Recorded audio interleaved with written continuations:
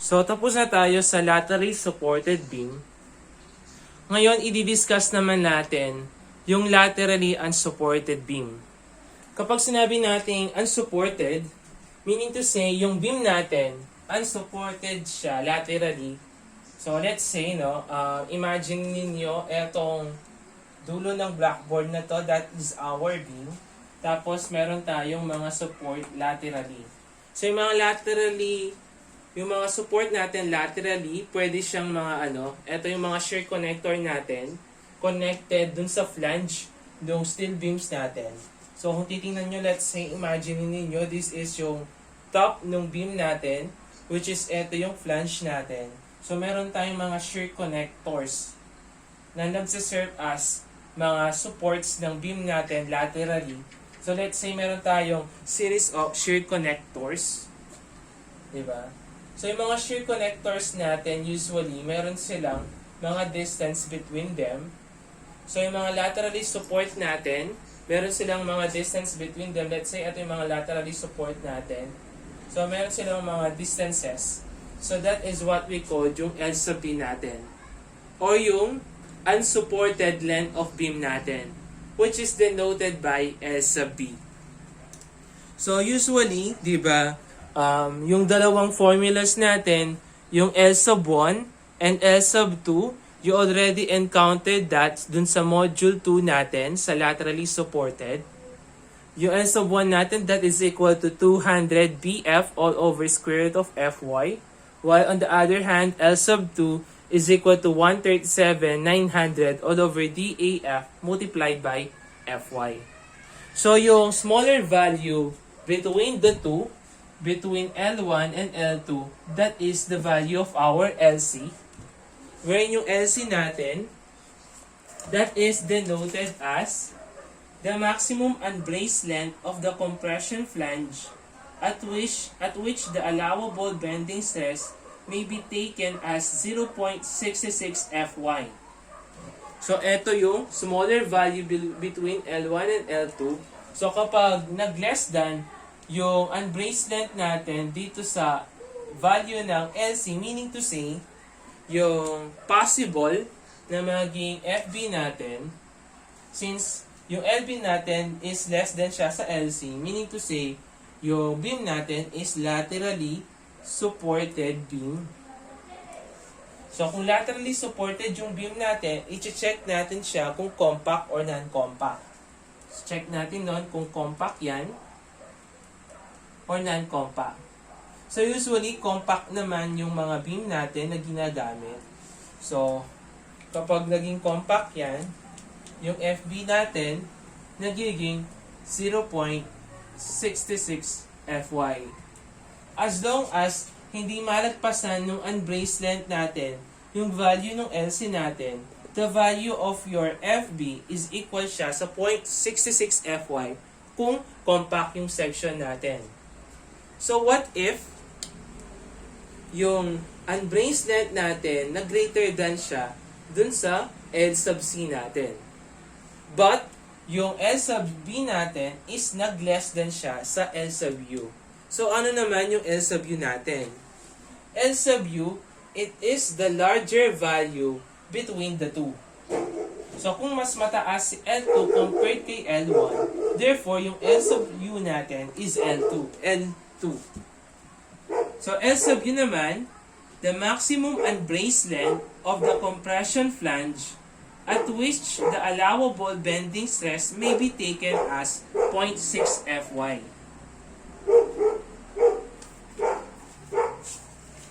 So, as long as hindi ini-exceed nung unbraced length natin yung value ng L sub U natin, yung FB natin, automatically, that is equal to 0.6 Fy. Hanggat hindi nalalagpasan nung unbraced length natin yung L sub U natin. Since nalagpasan ng L sub B yung value ng L sub C natin, siyempre, yung section natin or the beam will become laterally unsupported beam. So, since hindi nag-exceed yung value ng L sub B natin, since hindi na nagpasa ng L sub B natin yung L sub U, ito yung allowable stress natin, bending stress natin. So, kung titingnan natin yan sa diagram, so kung mapapansin ninyo, yung pinakamataas na allowable bending stress na pwedeng makuha ng beam natin, kapag laterally unsupported siya, it is equal lang siya sa 0.60 Fy. So, meaning to say, lahat ng makukuha mong mga stresses, dapat pinakamataas is 0.60 Fy. So, ito yung pinaka-maximum bending stress na pwedeng maranasan ng beam natin when it is under laterally unsupported. So, kung nasa range siya, di ba, ng FB natin, nasa range siya ng LB, pag LB is less than pa rin siya sa L sub U natin, under pa rin siya dito sa tinatawag natin short beam. Kapag short yung beam natin, yung stress niya is 0.60 Fy. So, paano naman kung yung unbraced length natin is sumobra siya or na greater than siya sa L sub C, na greater than pa siya sa L sub U. So, meaning to say, nalagpasan na ng unbraced length natin yung value ng L sub U.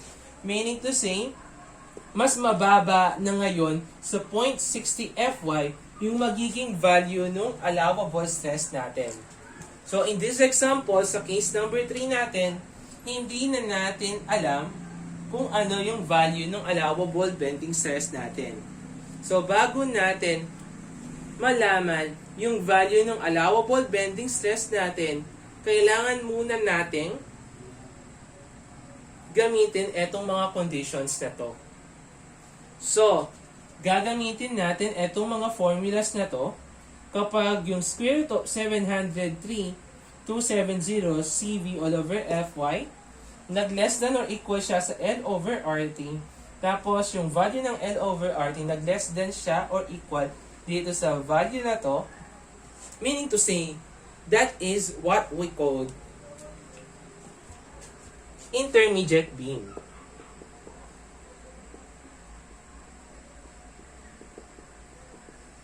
Kapag intermediate yung beam natin, so ito yung magiging formula ng bending stress natin.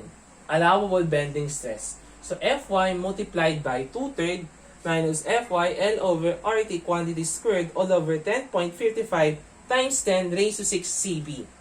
So that will become yung allowable bending stress natin. Next naman, what if, di ba, yung L over RT natin,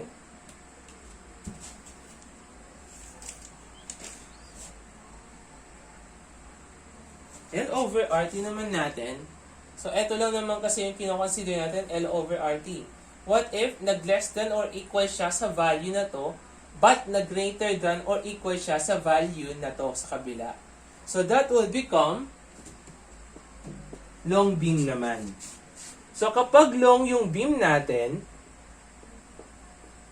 yung formula in computing the bending stress is equal siya sa 117 to 100 CV all over L over RT quantity squared. So, yung problema lang natin, so, kung base natin sa graph,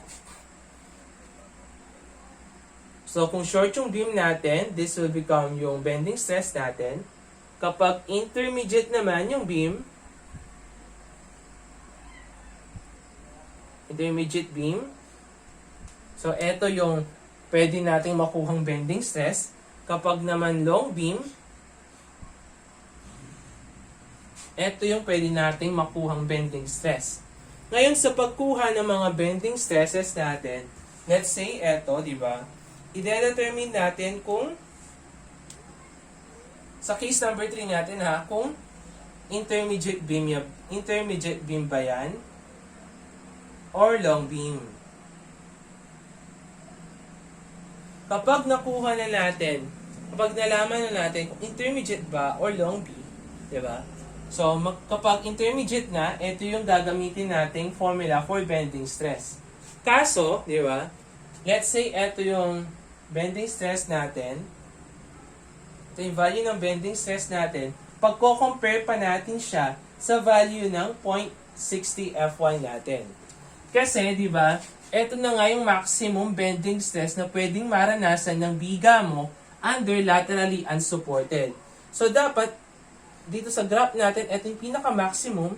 Dapat, itong nasa intermediate beam natin must be less than or equal siya sa 0.60 Fy. Ganun din dito sa long beam natin. Dapat yung makuha mong F sa B dito must be less than or equal to 0.60 Fy. So, under the criteria of intermediate at long beam, lagi nating pinagko-compare ito. Etong FB natin, which is equal to 82,740 CV all over LDAF. Lagi nating sinasama sa pagko-compare natin dito. And lagi nating ina-adapt. So, ayan, ito yung series ng natin, procedure natin under laterally unsupported. Ngayon naman, paano naman natin malalaman itong value ng CB natin? So, kapag sinabi nating CB, that is our moment gradient multiplier. So, kapag simply supported at saka cantilever yung beam natin,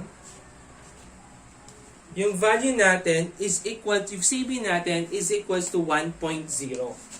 So, CB is equals to 1.0 kapag simply supported at saka cantilever yung beam.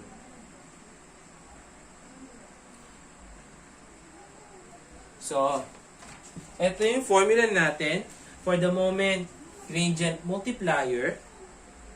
So, 1.75 plus 1.05 m sub 1 all over m sub 2 plus 0.3 m sub 1 all over m sub 2 quantity squared. Provided na less than or equal yung CB natin sa 2.3. So, kung nag-exceed yung value ng CB natin sa 2.3, i-adapt natin yung 2.3. So, paano naman natin malalaman yung value ng m sub 1 natin at saka m sub 2? Kapag m sub 1, that is yung smaller end moment natin.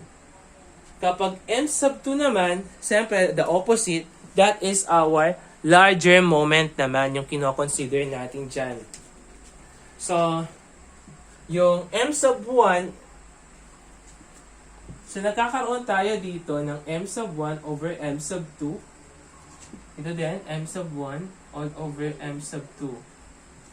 So, kapag parehas yung rotation ng mga moment natin, yung mga end moment natin, nangyayari is, di ba, parehas sila ng rotation.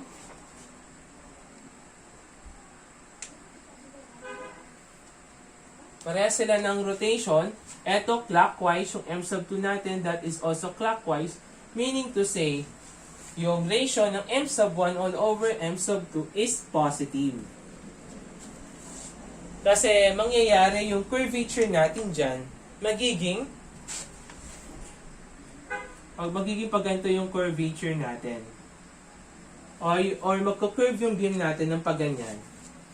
And on the other hand naman, kapag opposite naman yung rotation or yung orientation ng m sub 1 natin tsaka m sub 2, in this example, yung m sub 1 natin is clockwise. Yung m sub 2 natin is counterclockwise. So, kung nag-o-oppose yung dalawang yan, yung beam natin magbe-bend dyan, di ba, ng paganto.